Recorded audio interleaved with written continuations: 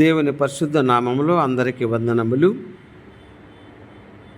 Gulf దేశంలో జరుగుచున్నటువంటి యుద్ధముల కొరకు ప్రార్థన చేసుకుందాం.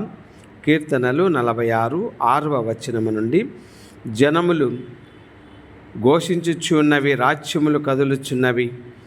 ఆయన తన కంఠధ్వని వినిపించగా భూమి కరిగిపోవచ్చు ఉన్నది. సైన్యములకు అధిపతియగు యెహోవా మనకు తోడయ్యున్నాడు. యాకోబు యొక్క దేవుడు మనకు ఆశ్రమై ఉన్నాడు. యెహోవా చేసిన కార్యములు వచ్చి చూడుడి. ఆయనే భూమి మీద నాశనములు కలుగజేయువాడు. ఆయనే భూదిగంతముల వరకు యుద్ధములు మాన్పువాడు.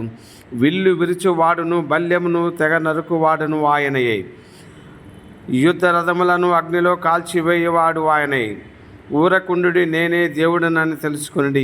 అన్య జనులలో నేను మహోన్నతుడనగుదును, భూమి మీద నేను మహోన్నతుడనగుదును. సైన్యములకు అధిపతియగు యెహోవా మనకు తోడై ఉన్నాడు. యాకోబు యొక్క దేవుడు మనకు ఆశ్రయమై ఉన్నాడు. పరిశుద్ధమైన మా తండ్రి, ప్రేమ కలిగిన దేవా, మీ పాదములకు నాయన శిరమును వంచి స్తుతులు చెల్లించుకుంటున్నామయ్యా. గల్ఫ్ కంట్రీలో ప్రభువా నాయన, మా భారతీయులందరూ భయపడుచున్నారయ్యా. నాయన, నిద్రాహారం లేక వణకుచున్నారు. ఈ దేశంలో వారి యొక్క తల్లిదండ్రులు, బంధువర్గమంతయు నాయన భయపడుచున్నారు. నాయన, త్వరగా యుద్ధమును ఆపండి ప్రభువా. ప్రజలను నాయన రక్షించమని నాయన మీ పాదములు బట్టి వేడుకుంటూ ఉన్నానయ్యా.